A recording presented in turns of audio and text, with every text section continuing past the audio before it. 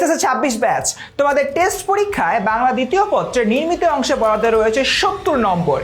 এই জায়গা থেকে আজকের এই ভিডিও থেকে তুমি দেখতে পারবা অনুচ্ছেদ কোনটা আসবে, ভাব সম্প্রসারণ কোনটা আসবে, সারাংশ সারমর্ম কোনটা আসবে এবং তোমাদের চিঠিপত্র, প্রবন্ধ রচনা, সংবাদ প্রতিবেদন থেকে কোনটা আসবে আর কিভাবে লিখলে তুমি এই টপিকগুলোতে হাইয়েস্ট মার্ক পাবা সেই বিষয়টি। তাহলে চলো দেরি না করে আমরা শুরু করে ফেলি। আমাদের ফার্স্টেই মান বন্টন নিয়ে একটু জানতে হবে। দেখো আমাদের অনুচ্ছেদ, সারাংশ সারমর্ম, ভাব সম্প্রসারণ, চিঠিপত্র, সংবাদ প্রতিবেদন, এতগুলা টপিকের প্রত্যেকটার মার্ক হচ্ছে গিয়ে আমার 10 করে। 5টা টপিক মোট 50 মার্ক। আর প্রবন্ধ রচনা যেটা, এটাতে রয়েছে আমার 20 মার্ক, অর্থাৎ টোটাল আমার 70 মার্ক এখানে বরাদ্দ রয়েছে। এখন আমি তোমাদেরকে এই টপিকের উপরে ভিত্তি করে এমন কিছু সাজেশন দিব যার মাধ্যমে তোমাদের নির্মিতির যাবতীয় সমস্যার সমাধান হয়ে যাবে। ফার্স্টেই আসি, আমাদের যে অনুচ্ছেদটা রয়েছে, মোট 6টা অনুচ্ছেদ আমি সাজেশন এখানে দিয়েছি। এর মধ্যে দেখো এই দিকে যেগুলা 5টা করে হচ্ছে স্টার্ট দেওয়া বা 4টা করে স্টার্ট দেওয়া, টেস্ট ক্লিয়ার করার জন্য এগুলো তোমার অবশ্যই পড়তে হবে। এর পাশাপাশি 3টা স্টার্ট দেওয়ার কয়টা রয়েছে এগুলো কিন্তু তোমরা দেখে যাবা। তার মানে সবচেয়ে বেশি ইম্পর্টেন্ট হচ্ছে এখানে শীতের সকাল, বৈশাখী মেলা আর হচ্ছে বাংলা নববর্ষ। টেস্ট ক্লিয়ার করার জন্য এগুলো পড়া একদম ম্যান্ডেটরি। এখন আমরা তো অনুচ্ছেদের সাজেশন পেলাম, কিন্তু তোমরা পরীক্ষার হলে অনুচ্ছেদ নিয়ে কি কি মেজর ভুল করো আসো একটু দেখে নিই। প্রথমত, অনুচ্ছেদ আমরা কি করি, ভাবি ছোট জিনিস 1 পৃষ্ঠা লিখে দিলে হবে, কিন্তু না, অ্যাটলিস্ট 10 নম্বরের জন্য আমার 2 থেকে 2.5 পেজ লিখতেই হবে, না লিখলে হবে না। এবং একই কথা আমরা অনেক সময় বারবার লিখি, কথা খুঁজে পাই না প্র্যাকটিসের অভাবের কারণে, এটাও করা যাবে না। এটা করলে একটা অনুচ্ছেদ তুমি এভারেজে 5-এর উপরে অ্যাকচুয়ালি পাবা না। এরপর দেখি অনুচ্ছেদে আমরা একাধিক প্যারায় লিখে থাকি, এটাও করা যাবে না। তার কারণ অনুচ্ছেদ শব্দটার অর্থই হচ্ছে এক প্যারায় শেষ করা। তাই এরকম একটা জায়গা থেকে অনুচ্ছেদে হাইয়েস্ট মার্ক পাওয়ার জন্য আমরা এই যে নেগেটিভ কাজগুলো করি এগুলো একটাও করব না।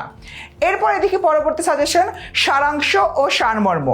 এই কথাটা লাস্টে একটা ছোট্ট টেকনিক আছে, টেকনিকটা শিখিয়ে দিব। তার আগে একটু দেখি তোমাদের কাছে সাজেশন কি কি রয়েছে। ফার্স্টে দেখি সারাংশ।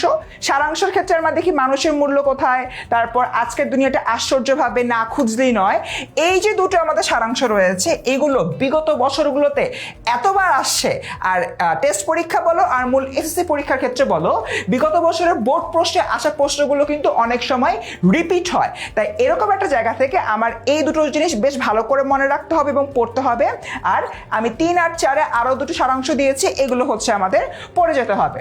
সারমর্মর ক্ষেত্রেও দেখো, 1 নম্বর সারমর্ম, 2 নম্বর সারমর্ম, 3 নম্বর সারমর্ম, এই 3টা তোমরা যদি ভালো করে পড়ো অ্যাটলিস্ট একটা পেয়েই যাবা। তাই এরকম একটা জায়গা থেকে এই সাজেশনটা অবশ্যই মাথায় রাখবা। বলেছিলাম না একটা তোমাদেরকে সারপ্রাইজ দিব, সারপ্রাইজটা হচ্ছে সারাংশ সারমর্ম এই জায়গা থেকে যে কোনো একটা আসবে।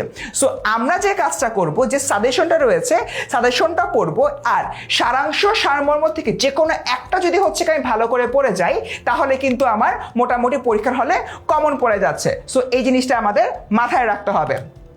এখন দেখি সারাংশ সারমর্ম। ভাবো তো ভাইয়া ছোট্ট একটা জিনিস 10-এ মনে হয় 5 বা 6-এর বেশি দিবে না, এটাও ভুল কথা। সারাংশ সারমর্মে আমি নিজে যে প্যাটার্ন ফলো করে 9 অথবা 10 পেতাম সবসময়, সেটা তোমাদেরকে বলছি। প্রথমত, সারাংশ সারমর্ম আমরা কি করি, 3 থেকে 4 বাক্যে লিখি না, বড় করতে থাকি, 6, 7, 8 বাক্য লিখে থাকি, করা যাবে না। টার্গেট থাকবে 3 বাক্যে লেখা। নাম্বার 2, প্রশ্নের কিছু অংশ না লেখা। তুমি যখন সারাংশ সারমর্মটা পরীক্ষার খাতায় লিখতে নিবা, প্রথমেই তোমাদের যে উদ্দীপকে যে সারাংশটা দেওয়া রয়েছে ওইটার প্রথম 3টা শব্দ আর শেষ 3টা শব্দ লিখে তারপর তুমি সারাংশ অথবা সারমর্মটা স্টার্ট করবা। তুমি যদি এটা না করো তাহলে কিন্তু আসলে তুমি এই হাইয়েস্ট মার্কটা ক্যারি করতে পারবা না। এবং অনেক সময় আমরা দেখি অপ্রয়োজনীয় আর অতিরিক্ত কথা লিখি বড় করার জন্য, বাট এটা করা যাবে না। সারাংশ আর সারমর্মতে তারাই বেশি নাম্বার পায় যারা ছোট করে প্রয়োজনীয় কথাটা 3 থেকে 4 বাক্যে লেখে। এটার পরীক্ষাটা এই জায়গায়, এটা বড় করলে নাম্বার বেশি হবে, এটা একটা ভ্রান্ত ধারণা। এরপরে আগাই, আমাদের পরবর্তী সাজেশন হচ্ছে ভাব সম্প্রসারণ। ভাব সম্প্রসারণ এখানে অনেকগুলো দেওয়া রয়েছে, তার মধ্যে কীর্তিমানের মৃত্যু নাই খুবই ইম্পর্টেন্ট। আর যে আমাদের 2 নাম্বারটা রয়েছে আত্মশক্তি অর্জনে শিক্ষার উদ্দেশ্য, এটাও কিন্তু অনেক বেশি গুরুত্বপূর্ণ। তোমরা সবসময় গুরুত্বর পার্টটা দেখবা, যেগুলো হলো কি আমার 5 স্টার আর 4 স্টার করে দেওয়া আছে, এগুলো টেস্ট ক্লিয়ার করার জন্য সববার আগে পড়ে যাবা, তারপরে বাকিগুলো আমরা পড়বো এবং এসএসসির আগে দরকার হলে আমরা আরো বেশ কিছু জিনিসপত্র পড়ে ফেলবো। এখন আমি ভাব সম্প্রসারণ কিভাবে লিখবো? সারাংশ সারমর্ম যেরকম বললাম খুবই অল্প করে লিখতে হয়, ভাব সম্প্রসারণের ক্ষেত্রে জিনিসটা একদম বিপরীত। এক্ষেত্রে আমার অ্যাট লিস্ট 4 পেজ লিখতে হবে। 4 পেজ যদি নাও পারো 3.5 পেজ তো লিখতেই হবে, না হলে কিন্তু হবে না। এটা যদি করো তাহলে সমস্যা হবে। নাম্বার 1। নাম্বার 2, আমরা অনেক সময় কি করি, একটা ভাব সম্প্রসারণ 2 প্যারা করে ফেলি বা 4 প্যারা করে ফেলি, করা যাবে না। আমার ঠিক 3টা প্যারায় এটা লিখতে হবে এবং শেষ করতে হবে। আর আরেকটা খুবই বড় রকমের আমরা ভুল করি, সেটা হচ্ছে যে 3 প্যারা লিখলাম, প্রথম প্যারার নাম দিই মূল ভাব, তারপরের প্যারার নাম দিই সম্প্রসারিত ভাব, তারপরের প্যারার নাম দিই উপসংহার। করি না এটা আমরা? এইটা করা যাবে না। অর্থাৎ আমি যে এই প্যারার নামগুলো দিচ্ছি, এই নামগুলো ভুলেও দেওয়া যাবে না, কারণ তোমরা এখন এসএসসি পরীক্ষার্থী, তোমরা বড় হয়ে গিয়েছো। এভাবে প্যারা দিয়ে ভাব সম্প্রসারণ আলাদা করা উচিত না। এরপর দেখি পরবর্তীতে চিঠিপত্র আমরা গতানুগতিক যে নিয়মে শিখে আসছি ওই নিয়মটাই বেসিক্যালি এখানে দেখাচ্ছি, কিন্তু এখানে ইম্পর্টেন্ট 3টা চিঠিপত্র রয়েছে। তোমার ভালো ফলাফলের ইনফরমেশন জানিয়ে বন্ধুকে চিঠি লেখো, ঐতিহাসিক স্থান নিয়ে বন্ধুকে চিঠি লিখে পাঠাও, তারপর হচ্ছে মাধ্যমিক পরীক্ষার পর বা এসএসসির পরে যে ফ্রি টাইমটা রয়েছে, ফ্রি টাইমটা তুমি কিভাবে কাটাবা এটা নিয়ে হলো গিয়ে আমার চিঠি লেখো, এরকম আসে। এবং এই সবগুলো কিন্তু আমার 5 স্টার 4 স্টার করে ইম্পর্টেন্ট। দ্যাট মিনস এগুলো পড়লে টেস্ট দেখবা যে একটা না একটা কোনো না কোনো জায়গায় চলে আসছে। এগুলো পড়লেই কিন্তু আমাদের টেস্টের ঝামেলা শেষ হয়ে যাচ্ছে। এখন কোন ভুলগুলা করার কারণে তোমরা আসলে এই চিঠিপত্রতে 10-এ 8-এর বেশি নাম্বার পাও না, সেগুলো কি? প্রথমত আমরা কি করি, খাতার যে কোনো এক সাইড থেকে শুরু করে দিই, কিন্তু কখনো খাতার যে কোনো এক সাইড থেকে শুরু করতে হয় না। আমরা জানি খাতার যে মুখোমুখি পেজটা থাকে তার মধ্যে বাম সাইড থেকে আমার এই জিনিসটা লেখা শুরু করতে হবে। নাম্বার 1। নাম্বার 2, আমার 2 পেজের মধ্যেই শেষ করতে হবে, 3 নাম্বার পেজে যাওয়া যাবে না। অর্থাৎ খাতার বাম পৃষ্ঠা থেকে শুরু করে ডান পৃষ্ঠায় গিয়ে এটা শেষ করতে হচ্ছে। আর নাম্বার 3, আমরা অনেক সময় যে কাজটা করি, খাম দিতে ভুলে যাই, কিংবা প্রথম থেকে লেখার যে তোমার পরিমাণ সেটা হলো গিয়ে মাথার মধ্যে না থাকার কারণে লাস্টে কি হিজিবিজি করে খাম দিয়ে দিই। এটাও করা যাবে না। খামের ক্ষেত্রে অবভিয়াসলি জিনিসটা মানে মাথায় রাখবা, খামের যে এদিকটা রয়েছে এখানে তোমরা 5 ইঞ্চের মতো জায়গা রাখবা, আর খামের এই সাইডে তোমরা 2.5 ইঞ্চের মতো জায়গা রাখবা। এইভাবে তুমি যদি একটা খাম আঁকো তাহলে সেটা হবে একটা আইডিয়াল খাম বা স্ট্যান্ডার্ড খাম। ঠিক আছে, এই জিনিসটা মাথায় রেখে তোমার হলো মূল চিঠিপত্রটা লিখতে হবে। এরপরে চলে আসি আমরা সংবাদ প্রতিবেদনে আমরা দেখতে পাচ্ছি দ্রব্যমূল্যের বৃদ্ধির উপরে প্রতিবেদন রচনা করা খুবই ইম্পর্টেন্ট, খাদ্যে ভেজাল নিয়ে ইম্পর্টেন্ট, সড়ক দুর্ঘটনাও ইম্পর্টেন্ট। এগুলো সবগুলি 4 আর 5 স্টার দেওয়া রয়েছে। তবে একটা বিষয় আমি তোমাদেরকে বলি, যদিও পরিবেশগত ভারসাম্যের জন্য চাই বৃক্ষরোপণ, এটা 2 স্টার দিয়ে রেখেছি, বাট এটা অনেক জায়গায় কিন্তু আবার চলে আসলেও আসতে পারে। বর্তমান সময়ের প্রেক্ষাপটে এটা একটা গুরুত্বপূর্ণ টপিক, তাই আমরা 2 স্টার থাকা সত্ত্বেও এই জিনিসটার দিকে একটু মাথায় রাখবো এবং খেয়াল রাখবো। এখন আমি প্রতিবেদন কেন বেশি নাম্বার পাই না, তার প্রধান কারণ হচ্ছে অ্যাটলিস্ট আমরা 3 পেজ লিখি না, 1.5 পেজ 2 পেজে শেষ করে দিই, হবে না, 3 পেজ লিখতে হবে।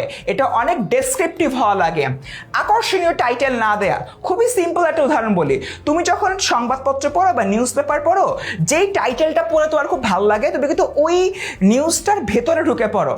এক্স্যাক্টলি সংবাদ প্রতিবেদন লেখার সময় তোমার টাইটেলটা আকর্ষণীয় হওয়া দরকার। এই জায়গা থেকে আমরা একটা আকর্ষণীয় টাইটেল দিব। সো এটা আমাদের মাথায় রাখতে হবে। আর হলো নাম্বার 3, লেখার শেষে সামারি বক্স না দেওয়া। এখন ভাবতে পারো ভাইয়া সামারি বক্স কি? সামারি বক্স বলতে একটা বক্স থাকে, সেই বক্সের মধ্যে প্রতিবেদকের নাম, প্রতিবেদনের শিরোনাম, প্রতিবেদনের স্থান, প্রতিবেদনের তারিখ ও সময়, এই 4টা পয়েন্টার লিখতে হয়। ওটাকেই আমি সংক্ষেপে সামারি বক্স বলেছি। এটা প্রতিবেদনের একদম শেষে দিতে হয়। অনেকে দেখি একদম শুরুতেও দেয়, সেটাও অ্যাপ্লিকেবল, শেষে দেয়, সেটাও applicable. Okay, last but not the least, তোমাদের সবার খুবই প্রশ্নের জায়গা যে ভাইয়া সাজেশন দিবেন রচনার জন্য সবার আগে পড়তে হবে অধ্যবসায়, এরপর বাংলাদেশের প্রাকৃতিক দুর্যোগ, ষড়ঋতুর বাংলাদেশ, এরপর রয়েছে স্বদেশ প্রেম। এই জিনিসটা হলো 5টা স্টার।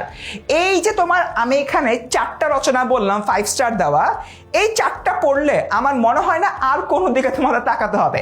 এখান থেকে তোমরা 100 কমন পেয়ে যাবা। বাট তারপরেও আমি এখানে মানব কল্যাণী বিজ্ঞান এবং বাংলাদেশের প্রাকৃতিক সৌন্দর্য এই জিনিসগুলো দিয়ে দিয়েছি। তবে একটা বিষয় আমরা এখানে যদি জিজ্ঞেস করি যে ভাইয়া আমার তো রচনার মার্ক হলো কি 20 তো আমার অ্যাটলিস্ট 16 থেকে 18 মার্ক পাওয়া দরকার, কিন্তু আমি তো সেটা পাই না, রচনাতে 12-13-র মধ্যে সীমাবদ্ধ থাকি। তার কারণ কি? 3টা ভুল হচ্ছে প্রধান কারণ। সেগুলো কি? নাম্বার 1, 12 থেকে 14 পেজের কম লিখি আমরা মনে করি রচনা লিখতে অনেক টাইম লাগবে, লিখতে পারবো না, হাত ব্যথা করছে, নানান রকম সমস্যা। এটা করতে গিয়ে 10-11 পেজ বা 10 পেজের উপরে লিখতে পারি না, তখনই তোমার রচনাতে মার্ক ওঠে না। এর জন্য প্রয়োজন হয় আগে থেকেই বেশি বেশি প্র্যাকটিস করা। এই 12 থেকে 14 পেজ কিন্তু ন্যূনতম। আমার এমনও অনেক পরিচিত স্টুডেন্ট রয়েছে যারা 20-22 পেজও লেখে। আমি বলছি না অত পেজ লিখতে হবে, বাট অ্যাটলিস্ট ন্যূনতম তোমার 12 থেকে 14 পৃষ্ঠা লিখতেই হবে। নাম্বার 2, পয়েন্টের নাম না দেওয়া। আমরা অনেকে একটু এই জায়গা থেকে একটা কাজ করি, ভূমিকা, তারপর হচ্ছে বাংলাদেশের ঋতু, গ্রীষ্ম, বর্ষা, এই যে পয়েন্টের নেমগুলো রয়েছে, নেমগুলো না দিয়ে গণহারে লিখেছে, কোনো প্যারাটারাও করি না। এটাও করা যাবে না বাবা, অবভিয়াসলি আমার পয়েন্টের নাম দিতে হবে। আর সবার লাস্টে লেখার মাঝে বানান ভুল করা। আমি মধ্যে মধ্যে বানান ভুল করে ফেলেছি, সিলি বানান ভুল করে ফেলেছি। এটা করা মানে বোর্ড পরীক্ষক বা তোমার টেস্টের খাতা যিনি দেখবে তার চোখে পড়বে, আর কিন্তু তোমার নাম্বার কমে যাবে। আর আরেকটা কাজ যেটা করি, উক্তি না দেওয়া। হয়তো আমি অধ্যবসায় নিয়ে হলো লিখছি একটা রচনা, সেখানে হয়তো আমি কোনো বিখ্যাত মনীষীর একটা উক্তি দিলাম, উদাহরণস্বরূপ বিদ্যাসাগরের কোনো আমি একটা উক্তি দিলাম। তোমার লেখার মানটা রচনাটাকে অনেক বেশি আপগ্রেড করে ফেলে। তাই সবসময় চেষ্টা করবা রচনাতে ভালো মার্ক পাওয়ার জন্য, অ্যাটলিস্ট 16 থেকে 18 রেঞ্জের মধ্যে পাওয়ার জন্য তোমার এইখান থেকে যাতে উক্তিগুলো দিয়ে রাখো। সো স্টুডেন্ট, এই ভিডিওতে কিন্তু তোমরা নির্মিতি এই 70 মার্কের উপরে একটা ওয়ান স্টপ সাজেশন পেয়ে গেলা, যেটা তোমরা এর আগে আমাদের কাছে চেয়েছিলা।